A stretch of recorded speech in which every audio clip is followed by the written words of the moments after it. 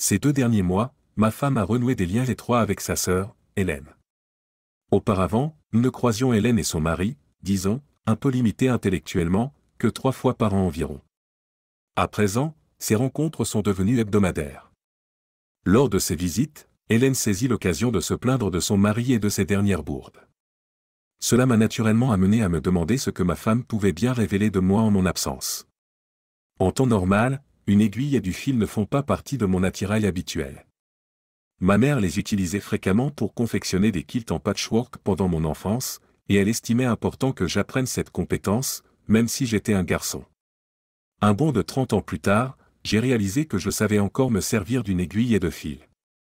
Dans une petite boîte habituellement reléguée au fond de mon tiroir à outils, j'ai déniché un petit objet ressemblant à un minuscule bouton blanc, identique aux 6 autres déjà présents sur le chemisier de soie chérie de ma femme.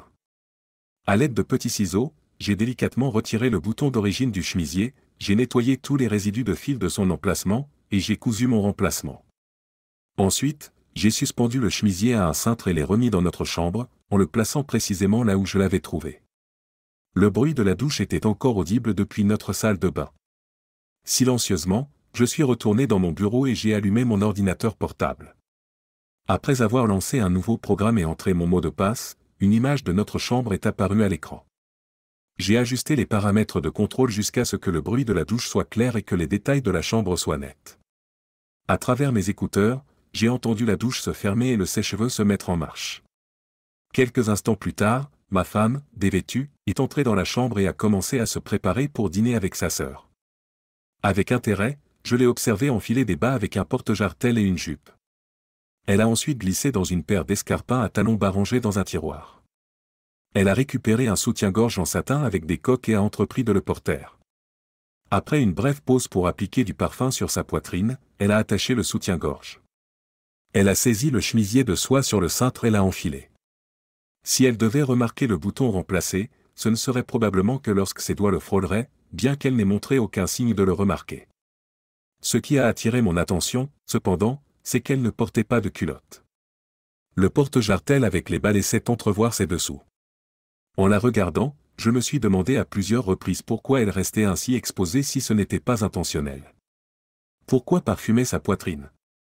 Ma motivation initiale de découvrir ce qu'elle racontait à Hélène a révélé plus de choses sur ma femme que je n'aurais jamais imaginées.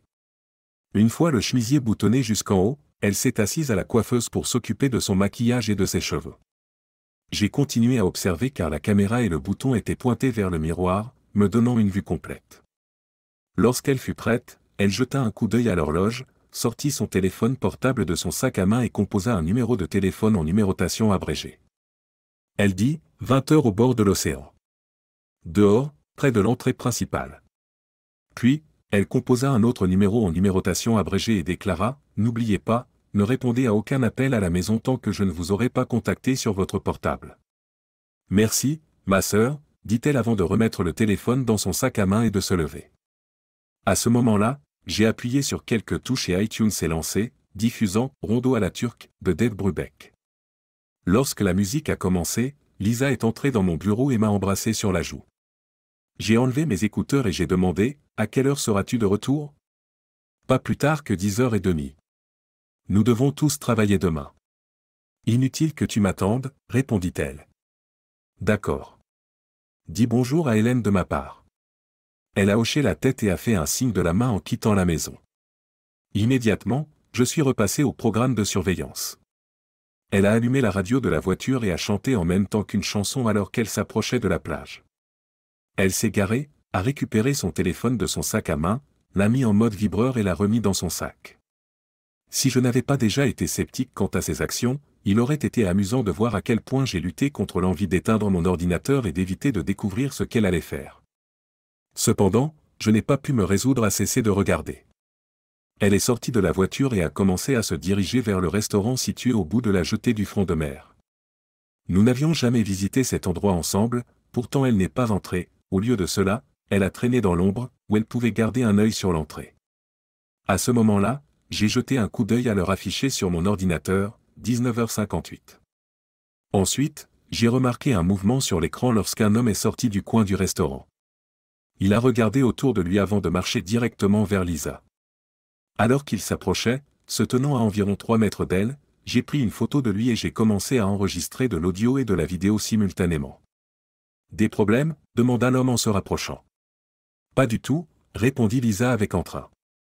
Après avoir jeté un coup d'œil autour d'eux pour s'assurer qu'ils n'étaient pas observés, ils ont partagé un baiser et ont passé l'entrée du restaurant pour s'avancer sur la jetée. Tandis qu'ils marchaient, leur conversation a commencé. J'ai ajusté les niveaux audio quand Lisa a demandé « Tu as un plan bien précis ?» Je crois que oui, a-t-il répondu. La dernière fois que j'ai vu Pete, c'était il y a un mois. À ce moment-là, je pesais 86 kilos.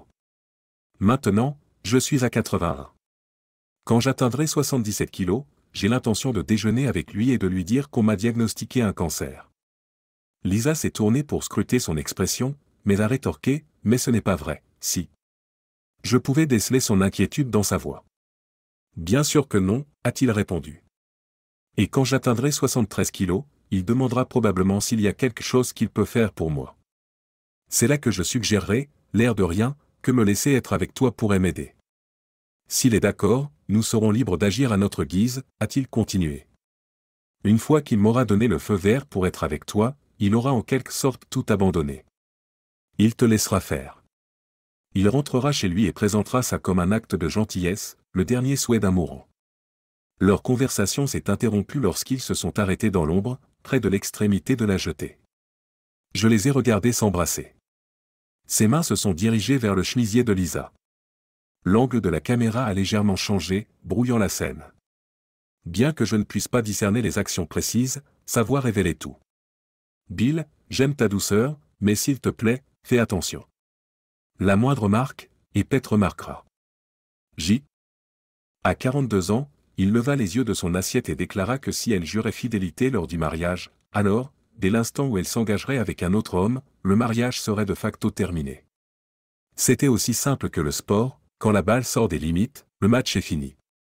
Je lui demandai si cela signifiait qu'il mettrait fin au mariage. Sa réponse fut directe, pourquoi aurait-il besoin d'un divorce officiel si c'était elle qui en voulait un? Il m'assura qu'il partirait dès qu'il apprendrait sa trahison.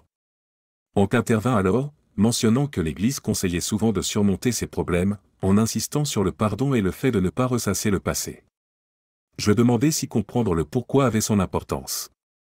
Lewis répondit par une question, le fait de connaître la température de la glace en modifie-t-il la sensation?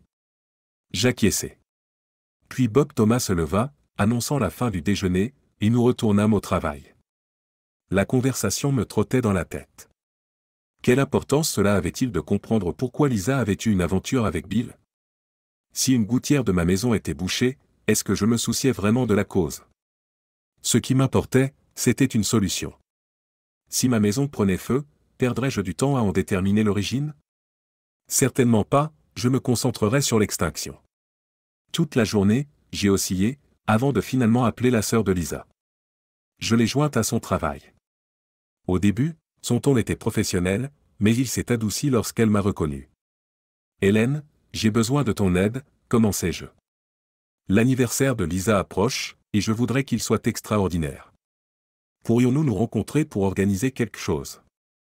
J'aurais vraiment besoin de ton aide. » Bien sûr, répondit-elle. Quand voudrais-tu qu'on se voie? Je suggérais mardi après-midi, sachant que Lisa serait occupée. D'accord. Où devrions-nous nous retrouver? Demanda-t-elle. Je suggérais un endroit proche de son travail, n'importe quel bon restaurant ferait l'affaire. Idéalement, il faudrait que ce soit calme, bien éclairé et avec de la bonne cuisine. Elle me proposa un restaurant en bord de plage. Ses chaises étaient installées dans le sable, ce qui en faisait un endroit idyllique. Nous convînmes de midi, et je lui demandai de noter le rendez-vous comme « déjeuner avec Sandy » plutôt que « déjeuner avec Pete » pour garder la surprise. Pendant les 10 minutes qui suivirent, elle me raconta de nombreux incidents absurdes impliquant son mari. Ils étaient ensemble depuis 2 ans de plus que Lisa et moi, et ces gaffes étaient si fréquentes que j'étais étonné qu'ils puissent se déplacer dans une pièce sans se blesser. Pourtant, Hélène endurait. Quelque chose la poussait à rester dans une relation manifestement peu épanouissante. Motivé par cette révélation, je me portai volontaire pour travailler samedi. Le dimanche, je m'affairai aux tâches ménagères, reconnaissant inconsciemment que la maison serait bientôt mise en vente. Lisa essaya de me persuader d'aller voir un film au cinéma dimanche soir. Elle envisageait une soirée comprenant un dîner et une séance dans un cinéma situé à environ 1h30 de route. Curieusement, ce même film était projeté dans une salle plus proche, à moins de 15 minutes de chez nous. Lorsque Lisa mentionna le restaurant qu'elle avait en tête, je me souvins qu'il coûtait généralement au moins $30 par personne. Compte tenu de son intérêt supplémentaire pour accompagner notre repas de vin et de dessert, je lui demandai si cette sortie serait à sa charge ou à la mienne. Finalement, elle conclut que nous pourrions tout aussi bien rester à la maison et profiter des programmes proposés par le câble. Par conséquent, nous avons opté pour rester à la maison et regarder un film à la télévision. Le film que nous avons choisi s'intitulait Astérisque la rupture astérisque. Après la fin de la projection, je me suis demandé pourquoi on se mariait. Les personnages se comportaient comme un couple marié empêtré dans des querelles insignifiantes, sabotant délibérément leur propre bonheur. Les hommes ne savent pas écouter, remarqua Lisa, son ton et sa posture renforçant le fait que ce n'était pas seulement son opinion, mais, à ses yeux, une vérité indéniable. Il doit bien y avoir au moins quelques hommes hétéros capables d'écouter, rétorquai-je. Sinon, 80% du monde serait composé de lesbiennes. J'imagine qu'avec l'avènement des jouets modernes et de la technologie du silicone, ce chiffre a considérablement augmenté, ajouta Lisa. Si nous découvrions que notre mariage n'a jamais été légalement valide, jamais officiellement enregistré, choisirais-tu de m'épouser à nouveau? Elle s'arrêta en plein élan, serrant 2 canettes de Coca-Cola Light vides et un bol de popcorn vide en se dirigeant vers la cuisine. Se retournant, elle demanda, « Tu insinues que tu ne m'épouserais pas ?» Réponds juste à la question, répondis-je. Ces derniers temps, j'ai l'impression que tu n'es pas satisfaite d'être mariée avec moi. Si c'est le cas, peut-être devrions-nous vendre la maison, diviser les biens et nous séparer à l'amiable. Ses yeux commencèrent à s'emplir de larmes. Je pensais que tu étais heureux, répondit-elle. Je le pensais aussi, admis-je, mais ces derniers temps, j'ai l'impression que ton attention n'est pas entièrement ici. J'ajoutai que, contrairement à ce que j'avais dit, concernant le fait que j'avais travaillé tard la veille, j'utilisais cela en fait comme une diversion pour éviter d'aborder le problème de fond. C'est vrai, reconnut-elle. C'était une diversion de ma part, et pourtant, tu n'as pas jugé bon de proposer qu'on passe du temps ensemble samedi dernier.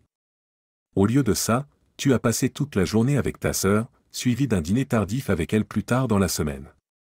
Ça me donne l'impression que tu as préféré sa compagnie, ai-je continué. Et il n'y a rien de mal à ça en soi. J'apprécie l'honnêteté. Peut-être devrais-tu déménager et vivre avec elle et Gordon. Je suis sûr qu'il serait ravi de t'avoir dans les parages. C'est répugnant, a-t-elle rétorqué sèchement. Je peux à peine supporter Gordon. Puis elle a ajouté, peut-être avec sarcasme, toi et Hélène, vous pourriez vous trouver un appartement ensemble, acheter des jouets et des piles, et trouver des moyens de vous occuper, sans homme, Manifestement, tu ne comprends pas, s'est-elle exclamée. Je lui ai fait signe de me rejoindre sur le canapé, en affirmant, je ne pars pas, assieds-toi à côté de moi et explique-moi où est-ce que je me trompe. Avec mon master en sciences naturelles, peut-être que si tu étais plus clair, je finirais par comprendre. Maintenant, tu deviens sarcastique, m'a-t-elle reproché. Pas du tout, ai-je assuré. Je veux vraiment comprendre. La seule personne qui puisse m'éclairer à ce sujet, c'est toi. Je n'imagine rien sur cette planète ni au-delà qui compte plus pour moi en ce moment que cet instant. Je l'ai invité à s'asseoir à nouveau, ajoutant, Lisa, je ne suis pas en train d'analyser les femmes en général. Je me concentre uniquement sur toi, sur le fait de te comprendre. Je me fiche de savoir pourquoi Hélène reste avec Gordon, ou pourquoi les célébrités se marient ou divorcent. Je ne me soucie pas des agissements des autres. Ce qui m'importe, c'est nous. Regarder ce film t'a clairement perturbé, ai-je observé. Je ne souhaite certainement pas rompre notre relation, vendre la maison ou nous séparer à l'amiable. Elle s'est retirée dans la cuisine, où j'ai entendu le bruit du popcorn jeté à la poubelle, des boîtes de conserve recyclées et du saladier placé dans le lave-vaisselle. Elle a traversé le salon et s'est dirigée vers la chambre. Après une longue période de 20 minutes de silence, elle est revenue dans la chambre, vêtue de mon t-shirt et de ses sous-vêtements. J'étais déjà allongé là, à fixer le plafond. Elle a éteint la lumière et s'est retournée, me tournant le dos. J'appellerai une agence immobilière demain matin, a-t-elle déclaré. J'ai imité sa position, allongé sur le côté, et je me suis abstenu de parler jusqu'au matin. Pendant toute la nuit, aucun de nous n'a échangé un seul mot. En arrivant au travail, j'ai contacté une agente immobilière avec laquelle j'avais déjà travaillé et je lui ai donné une description détaillée de notre maison. Plus tard, j'ai pris une longue pause déjeuner et je l'ai rencontrée chez nous. Nous nous sommes mis d'accord sur un prix de vente compétitif. Elle m'a expliqué les mesures que je pouvais prendre pour améliorer l'attrait de la maison aux yeux des acheteurs potentiels, et nous avons conclu l'affaire en nous serrant la main. En faisant marche arrière pour quitter l'allée et retourner au bureau, j'ai remarqué un panneau « à vendre » planté devant notre maison. Lisa termine son service une demi-heure plus tôt que moi. Après qu'elle a quitté le travail, j'ai éteint mon téléphone et je suis rentré chez moi tranquillement, en respectant scrupuleusement toutes les règles de circulation. En approchant de notre rue, j'ai aperçu le panneau de l'agente immobilière, maintenant dissimulé sous un sac poubelle en plastique vert. Cela m'a fait sourire. Je me suis garé dans le garage, je suis allé dans le jardin devant, j'ai retiré le sac du panneau, puis je suis entré dans la maison par la porte de derrière. Lisa était dans notre chambre, allongée sur le ventre sur le lit. Je suis allé dans la salle de bain, j'ai fermé la porte et j'ai fait ce que j'avais à faire. Après avoir tiré la chasse d'eau et m'être lavé les mains, j'ai ouvert la porte. Lisa était assise au bord de mon côté du lit, tandis que je continuais à avancer vers le couloir. Juste au moment où j'atteignais l'encadrement de la porte, elle a dit « Je ne veux pas de ça. Je ne te fais pas confiance. » Je suis parti. Dans la cuisine, j'ai pris un Coca Light et un petit paquet de biscuits. Dans le salon, je me suis assis sur le canapé et j'ai allumé le journal télévisé.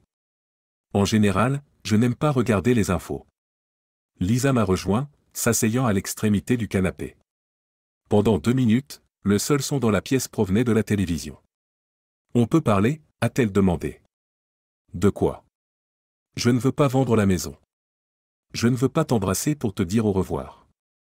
Qui préférerais-tu embrasser ? » Je me suis tourné et j'ai regardé directement dans ses yeux en posant la question. Pendant un bref instant, j'ai vu la couleur disparaître de son visage avant qu'elle ne se reprenne et ne dise « Je ne veux embrasser personne d'autre. » D'accord, je vais mettre ça de côté pour l'instant. Veux-tu vivre avec moi ? Je suis ta femme. Bien sûr que je veux vivre avec toi. Tu ne m'aides pas à te comprendre. Tu te comportes comme s'il y avait quelque chose de terriblement mauvais chez moi, quelque chose qui pourrait même être contagieux, et pourtant, tu prétends vouloir rester. Comment pourrais-je te maltraiter à ce point ? Tu ne me maltraites pas, et c'est justement ça qui aggrave les choses. C'est comme si tu n'interagissais pas du tout avec moi. Tu ne veux pas que je parte, mais tu ne me veux pas vraiment en tant que mari non plus. Tu pourrais nous sauver, mais tu n'y arrives pas, même maintenant. Tu n'arrives pas à me regarder dans les yeux et à me mentir. Et je me mentirais à moi-même juste pour rester, mais toi, tu ne peux pas me mentir, et je me mentirais à moi-même juste pour pouvoir y croire.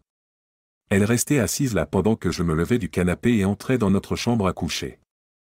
J'ai pris un oreiller et une couverture supplémentaires, je les ai emmenés dans la chambre d'Amy et je les ai jetés sur le lit. Je savais qu'elle entendait ce que je faisais. Je n'essayais pas d'être discret.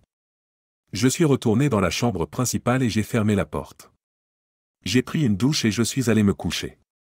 Il n'était même pas 21h. Vers 22h, Lisa a ouvert la porte et est entrée. Comme j'ai l'habitude de dormir face à la porte, je haine. Nous nous sommes installés à la table la plus éloignée des autres, avons passé nos commandes, avons reçu nos boissons, et savions que nous avions environ 20 minutes avant que notre nourriture n'arrive. Merci d'avoir accepté de me rencontrer, ai-je commencé. Je n'organise pas de fête d'anniversaire pour Lisa.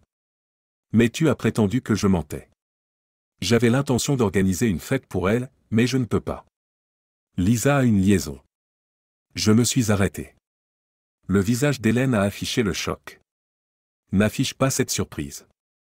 Il n'y a pas si longtemps, tu lui as servi d'alibi le soir, en lui disant de ne répondre à aucun appel tant qu'elle ne t'aurait pas contacté sur son portable. Je n'étais pas au courant de ce qu'elle faisait. Très bien. Supposons que je te crois.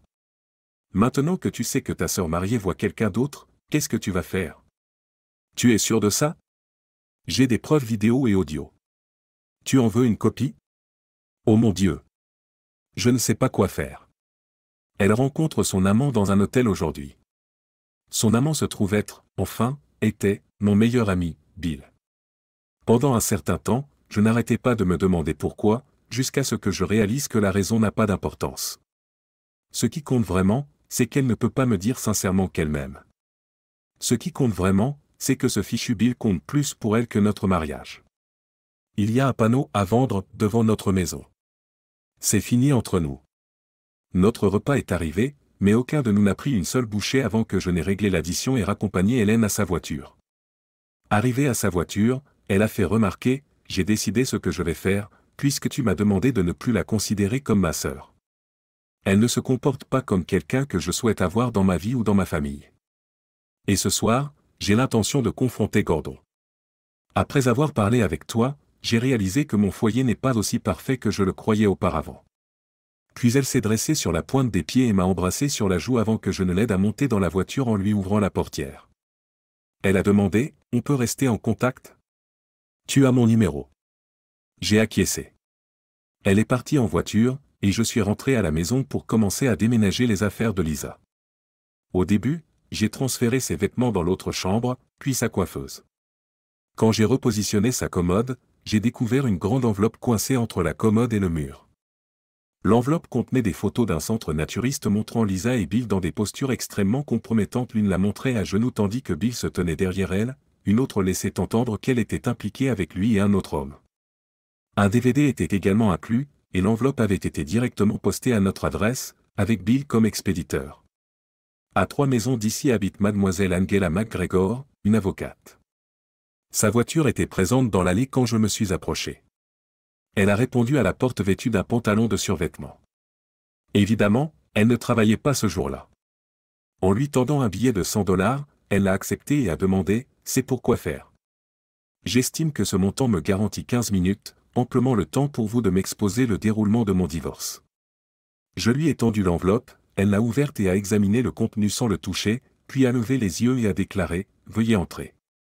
Discutons. » Ce billet de $100 m'a permis d'obtenir une avocate, Angela, qui a mené l'affaire avec enthousiasme. Elle a écouté attentivement mon récit et a passé quelques appels. Un appel a été passé à l'employeur de Lisa. Elle a demandé à parler à Lisa. Ils ont révélé que Lisa avait pris un arrêt maladie et était rentrée chez elle. Pourtant, Lisa n'était pas à la maison quand j'ai laissé l'enveloppe à Angela et que je me suis rendu à la quincaillerie pour acheter une serrure pour la porte de la chambre, que j'ai installée avant que Lisa ne rentre chez elle. J'étais assis à mon bureau quand elle est entrée. Elle s'est approchée de la porte et a demandé si je voulais dîner. Non. C'est plus sûr pour moi de dîner au restaurant. Mais merci pour la proposition. As-tu passé une bonne journée ? C'est fini. Puis-je savoir pourquoi ? Clairement, tu avais l'intention d'être avec lui aujourd'hui. Pourquoi t'arrêter maintenant ? Je souhaite rester marié à toi. C'est absurde. Tu ne m'aimes pas. Tu préfères coucher avec mon meilleur ami plutôt que de me rester fidèle. J'ai envisagé de me venger. J'ai même pensé à produire 1 millier de copies de ces photos de toi avec lui. Mais alors j'ai réalisé qu'un enfant pourrait en découvrir une, ce qui serait grotesque. Non. Le meilleur plan est de vendre la maison, de diviser les fonds et de te laisser partir, malheureuse. Elle a éclaté en sanglots et a dévalé le couloir en courant. Elle s'est arrêtée à la porte de la chambre et a observé la nouvelle serrure. C'est verrouillé, a dit Lisa. Elle ne s'adressait pas à moi, elle l'a simplement dit à voix haute. Toutes tes affaires sont dans l'autre chambre. Tu as déménagé au moment où tu as choisi d'être avec Bill. J'ai entendu la porte de l'autre chambre se fermer, et je ne l'ai plus revue pour le reste de la nuit. Le mercredi au travail, Louis m'a demandé pourquoi j'avais été absent la veille. J'ai entamé des actions en justice contre ma future ex-femme. Je m'en doutais après notre conversation de la semaine dernière. Arrêtez d'être étonné. Je l'ai attrapé. C'est fini entre nous. C'est la conclusion. Pendant que nous déjeunions ensemble, mon téléphone a vibré. J'ai répondu. Elle a été notifiée, déclara mademoiselle McGregor. 10 minutes plus tard, mon téléphone sonna à nouveau. Je m'attendais à ce que ce soit Lisa, mais c'était Hélène. Il a été notifié, m'informa-t-elle. Vous dirait-il de partager un dîner et de déplorer nos malheurs ? J'ai répondu non. Je souhaite me terrer quelque part et pleurer les années que nous avons gaspillées toutes les deux. Je crois que nos avocats nous conseilleraient de nous éviter mutuellement, au moins jusqu'à ce que nos divorces soient prononcés. Le mien affirme que je serai libéré pour Thanksgiving. Partons en croisière pour Noël. Elle gloussa. Tu es sérieux ? Tu as 6 mois pour te décider. D'ici là, prends bien soin de toi. Gordon ne digérait pas très bien la nouvelle. Le lendemain du jour où il a reçu les papiers, il a retiré le montant maximal d'argent que le distributeur automatique autorisait, s'est rendu dans une épicerie et a acheté suffisamment de Jack Daniels pour s'enivrer et enivrer 3 compagnons de beuverie fraîchement rencontrés au point de provoquer une intoxication alcoolique. Bien qu'il soit arrivé vivant à l'hôpital, il n'a pas survécu assez longtemps pour assister à la procédure de divorce. 3 jours avant leur anniversaire de mariage, le décès de Gordon fit d'Hélène une veuve. Le jour où Lisa a reçu les papiers, elle a contacté Hélène au travail. Cependant, quelqu'un d'autre a décroché le téléphone et a crié « Hélène, c'est ta sœur à l'appareil ». Hélène a répondu d'une voix forte « C'est impossible. Je n'ai pas de sœur. » J'en avais une, mais elle est partie, ajouta Hélène. La femme qui avait répondu à l'appel raccrocha aussitôt. Plus tard le même jour, Mademoiselle McGregor a engagé un détective privé pour qu'il se rende dans l'entreprise où Bill était employé. L'enquêteur a présenté quelques photos au PDG et lui en a laissé une copie. Ils ont réussi à obtenir la démission de Bill sans indemnité de départ, et ils ne l'ont même pas compensé pour le temps qu'il avait déjà travaillé. Après avoir quitté le bureau, il n'est jamais retourné dans son minuscule appartement, et personne ne l'a revu depuis, du moins pas dans le coin. Lisa a signé les papiers quand ils lui ont été présentés, ce qui lui garantissait 20% du bénéfice net de la vente de la maison. Le 10 novembre, je suis officiellement devenu célibataire après avoir vendu la maison en juillet. J'habitais dans la caravane Airstream que nous avions autrefois achetée pour les vacances, tout en planifiant mes prochaines étapes.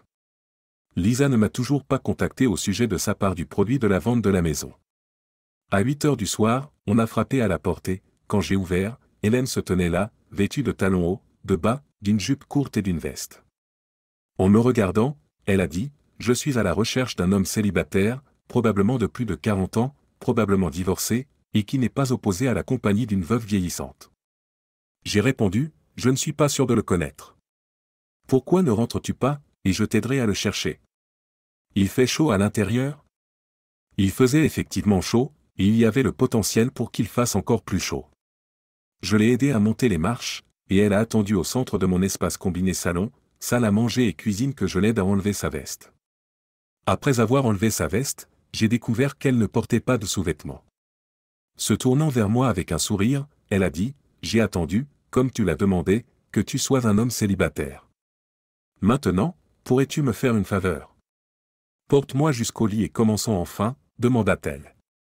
Juste là, à l'intérieur de cette modeste caravane Airstream, Hélène et moi avons partagé notre premier baiser après nous être connus pendant plus de 15 ans, et nous étions tous les deux prêts à nous lancer dans quelque chose de nouveau. Lorsque le baiser s'est terminé, j'ai fait un geste vers la chambre, située à seulement 2 mètres de là où elle se tenait.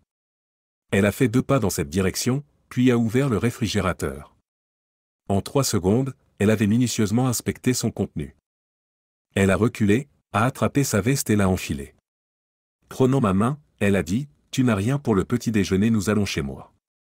J'ai tout ce dont tu pourrais avoir envie. » Et elle n'avait pas tort.